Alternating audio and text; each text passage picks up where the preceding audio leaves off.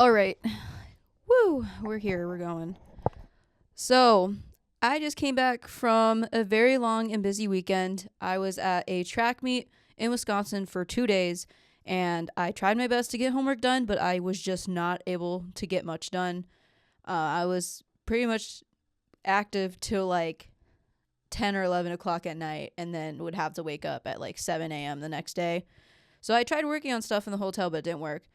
And then that set me up for yesterday, which was not a great day because I have a lot of assignments to do, lots of things to do. A lot of things are in the works right now. And on top of everything being overwhelming this weekend with all that, what really was the cherry on top was I came in to record this episode. And at first, I came in at my typical time. People were downstairs in the WONC basement. And I was like, okay, they were playing chess or whatever. Okay, I'll go upstairs and record. I'll move everything upstairs. I move everything upstairs, and then somebody tells me, "Oh, we're gonna be going live we're gonna be going live on the radio station soon. We have our show. We have our specialty show." And they told me basically I could not be where I was planning on recording. So after moving everything upstairs, I had to move everything else back downstairs, kick the people that were in the basement out of the basement. And then the final cherry on top of that situation was I was recording this episode and got to the very end and realized that the audio settings were wrong. So after recording everything, I realized I basically wasted my time making this episode yesterday because everything was messed up, and I had what the kids call a crash out, and my brain was fried, got to the point where I couldn't write or read or do anything. I was just that pissed, upset, and overwhelmed. And so rested yesterday and rested last night, woke up, and I'm here at, I think it's almost 8:30, 9 a.m. in the morning to record this episode again. So I realized that my audio settings were wrong and my camera settings were wrong. So I'm kind of thankful that I redo this episode because, everything's set up now. Audio's going.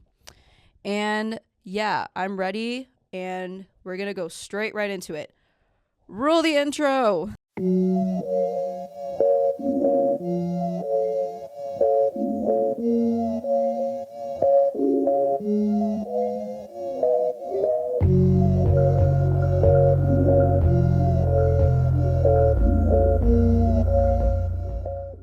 Hey everyone, welcome to another episode of As a Creative, the podcast focusing on empowering creatives, giving them the tools and knowledge to thrive in the industry. My name is Robin, and in this episode, we're going to be discussing what I would call, what in my words, my phrase, how to flip the script as a creative while working in the industry. Last episode, I discussed what to look out for when working in the creative industry, what obstacles you're going to come across, some things that you're going to be working against while trying to come up in the industry, trying to work and grow and move up as a creative in whatever industry you go into. My advice last episode, what I spoke on, was more towards working in the music entertainment side. And so the last bit of advice that I gave in that episode was my recommendation is to pave your own way in the industry, create your own sort of space where you can make and grow what uniquely makes you you. Rely on yourself more than expecting people to give you a helping hand, to help you make connections, to open doors for you. In general, it's better to pave your own way, make your own space, and grow and thrive and make your own space in the industry. And so, all this being said, this episode we're going to be discussing personal branding. We're going to be going deep in depth about what is personal branding, why it is important, and the steps are my advice on how to build a personal brand. So let's get into it. So what is a personal brand? It is, at surface level, people's outside generalization of you, their outside perspective of you. how they typically feel about you, what they typically associate you with, but you have to think of it as something more significant in order to use it to your advantage. So let's bring in some examples of branding when it comes to corporations and larger businesses. For example, Lululemon, Taco Bell, Liquid Death. I know these are very diverse examples, but these are companies I've seen recent advertising campaigns for on my YouTube, and the visuals that they use in their advertising were very distinct, very recognizable to what their messaging is and hence what their branding is. So we're going to be using those examples. So for Lululemon, their most recent advertising campaign, it really emphasizes movement. They emphasize movement in the models' choreography, the way they move their body, and the clothing, and on top of that, the way the camera moves with the model to emphasize movement. All the movement that is happening with the model and as well as the camera movement and the angles, it is emphasizing that however way you want to move, however way you need to move in their clothing is going to be flexible. You're going to be able to be flexible. It's going to stay intact.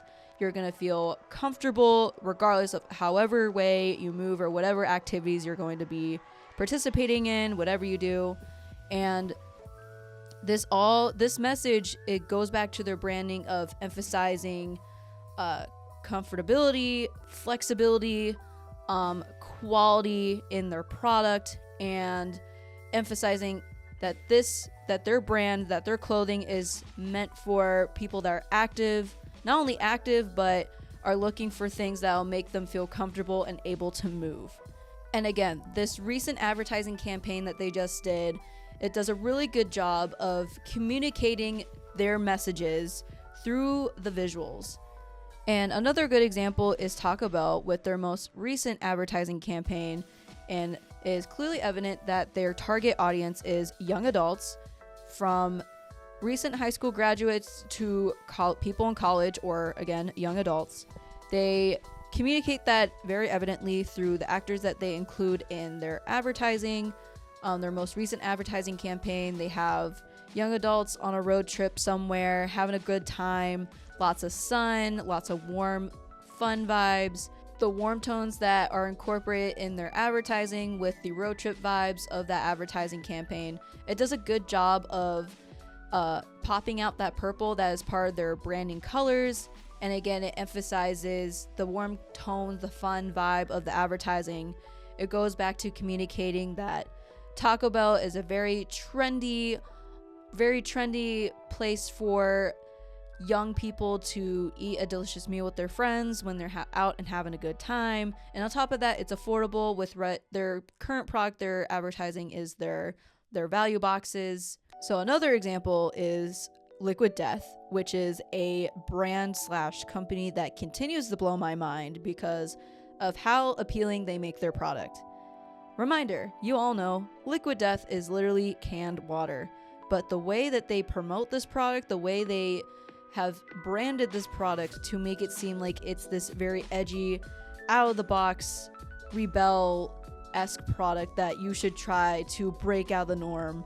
So even though Liquid Death is just canned water, they have done a very good job of making the product appear more than what it is. The product packaging itself, the graphics, the color scheme, the overall feel of that product, it makes it appear like Liquid Death is a beer or like it's another energy drink in the market. And that's what I originally thought Liquid Death was, but it's literally canned water. The graphics, the typeface that they use for Liquid Death is similar to Monster Energy. The color scheme of like the mature, they incorporate golds, blacks, beige whites. Overall, their packaging design is different than what other water is doing. Even boxed water, that brand, does something a little bit different to stand out by incorporating milk carton-esque advertising in the packaging of water. But back to Liquid Death.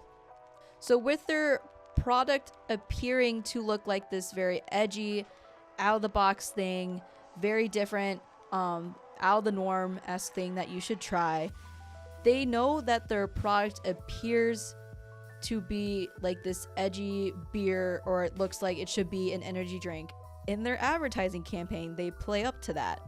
They have kids drinking liquid death, little cans of liquid death, and they frame it to look like the kids shouldn't be drinking this product that looks illegal to them.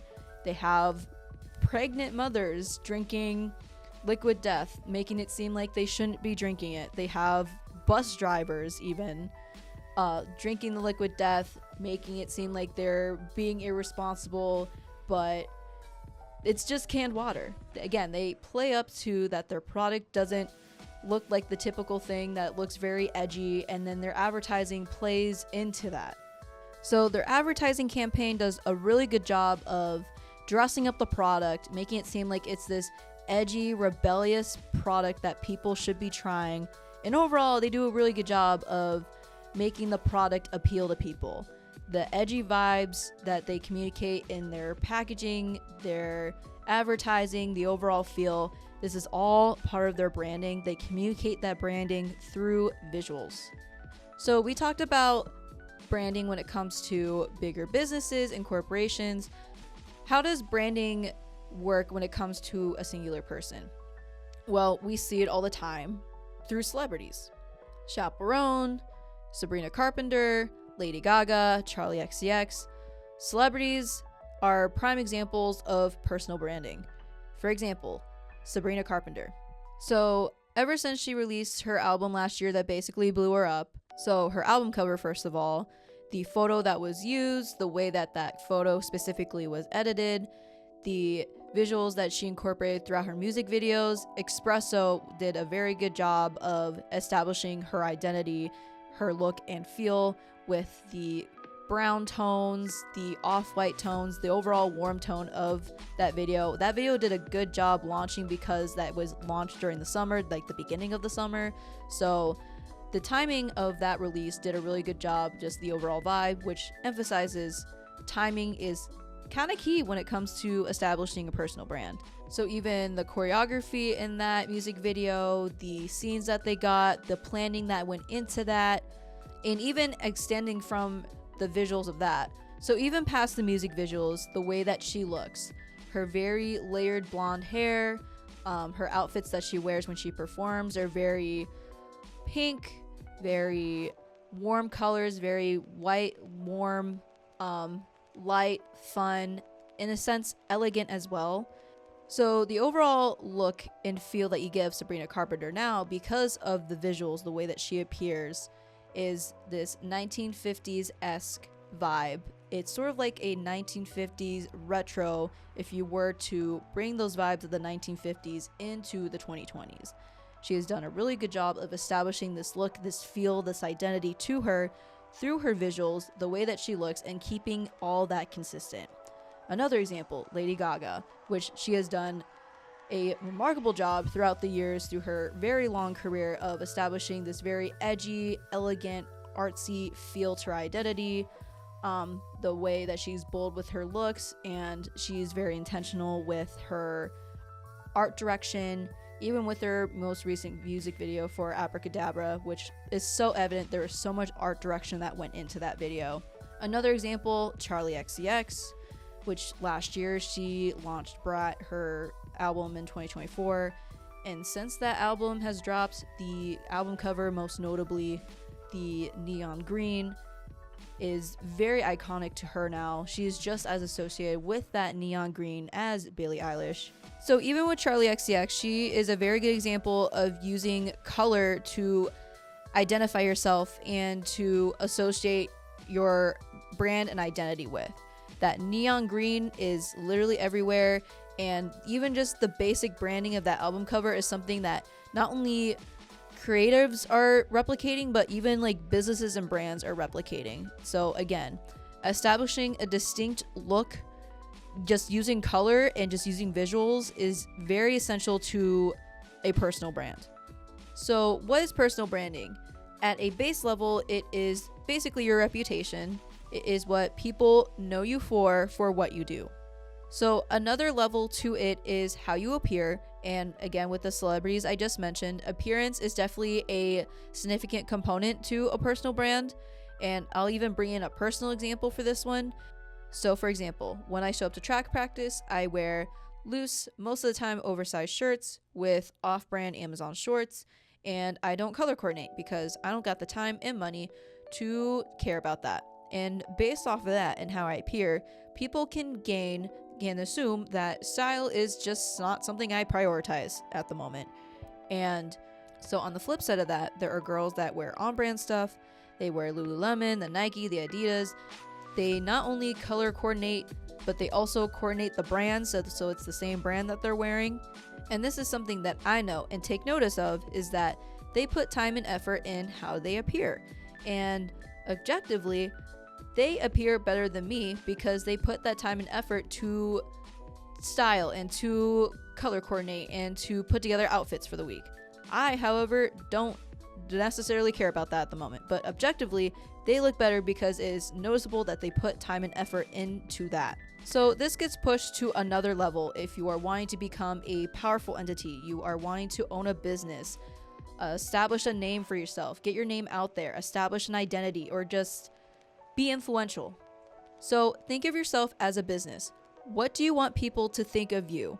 What do you value, and how do you want to express it?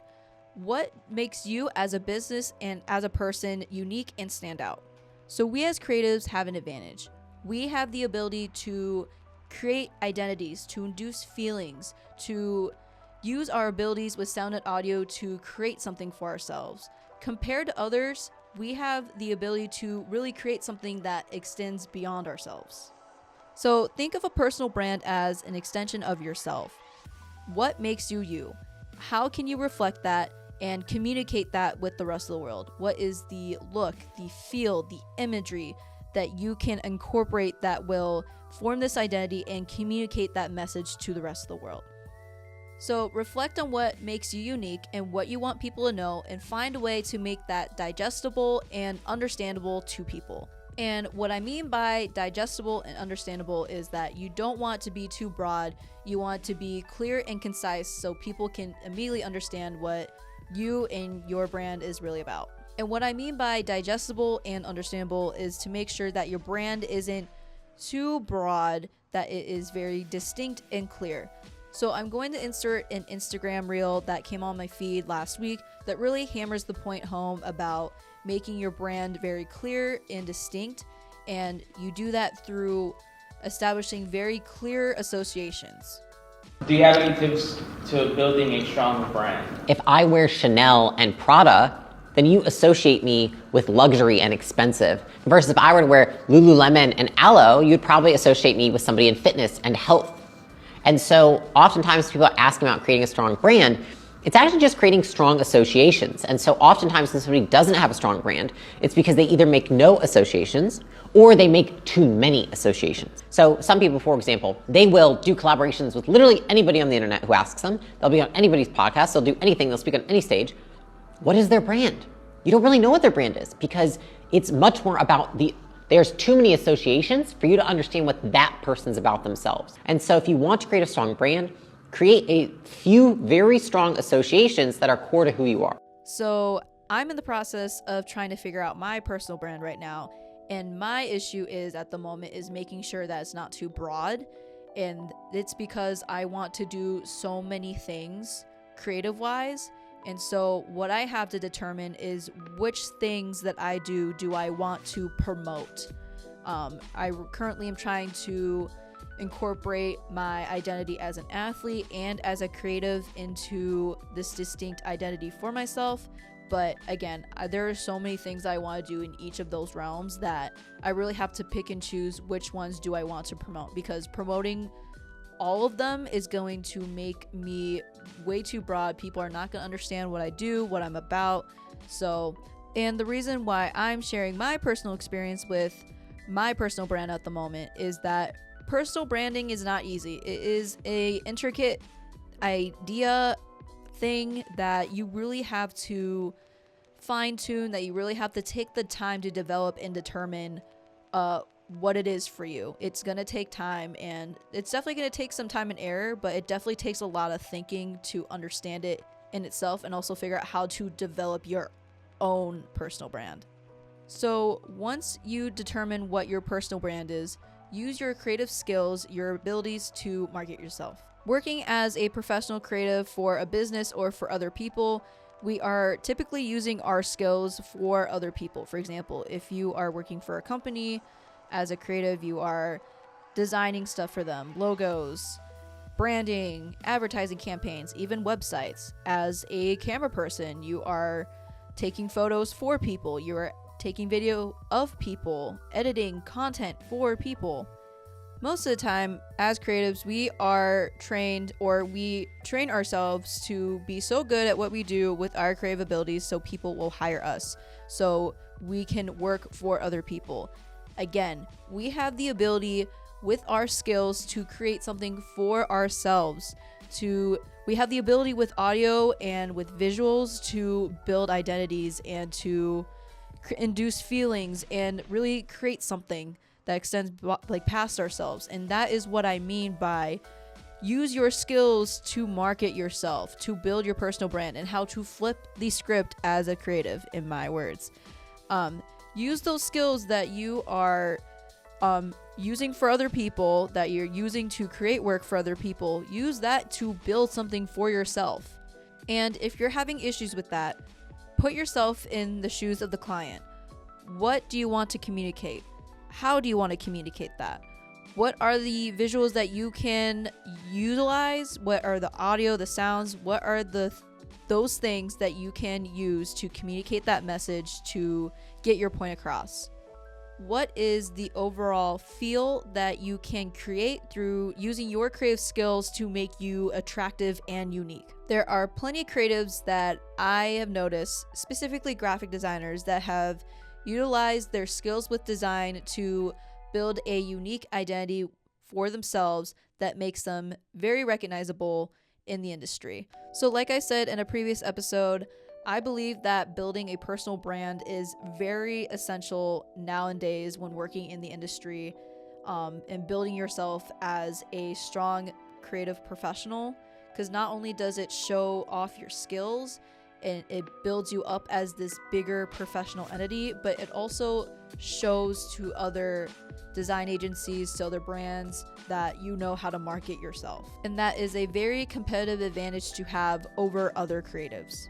So for some of what you're going to want to do or want to do to promote yourself, you're going to need some funds.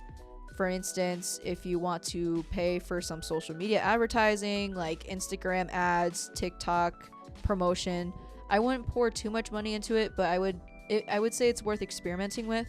Not only that, but if you want to develop a merch line, if you want to even building your website and establishing a domain, you're going to need funds for that. You're also going to need funds to update your equipment and to have software to be able to do as what we creatives do. My advice is, as you're developing your personal brand, have another source of stable income to rely on and use some of those funds to pour into building your personal brand and investing in yourself and your skills. And I will say again, like I said in the last episode, there is a way for you to be strategic with your time and money. Even if you're working a scummy fast food restaurant service job, the scummiest job in the world, there is a way that you can be strategic with your time and money. You take the funds that you're getting from that scummy fast food service job and pour it into your personal brand, to developing yourself, to improving your skills and building yourself up. You have to be strategic, you have to be persistent, you have to be consistent. And again, if you stay consistent and you're smart about it, there is a way that eventually you will not have to rely on that scummy job, and you can make a living off of being a professional creative and doing what you love. And again, if you want to see substantial change and you want to continue to grow, you have to be consistent. You have to be strategic with your time and your money. And I would say an essential part of that is establishing a budget 100%. And I will plan on getting into that in another episode. we are going to leave the episode off there. If you liked this episode, if you found the advice that I gave to be valuable, to be useful, to be helpful, go like the YouTube video and go rate me on Spotify. Stay updated with the social media, the Instagram at as.acreative. And if you're interested in me and what I do, go follow me at Rubios, at ROOBIOS. And I will see you in the next episode. Bye!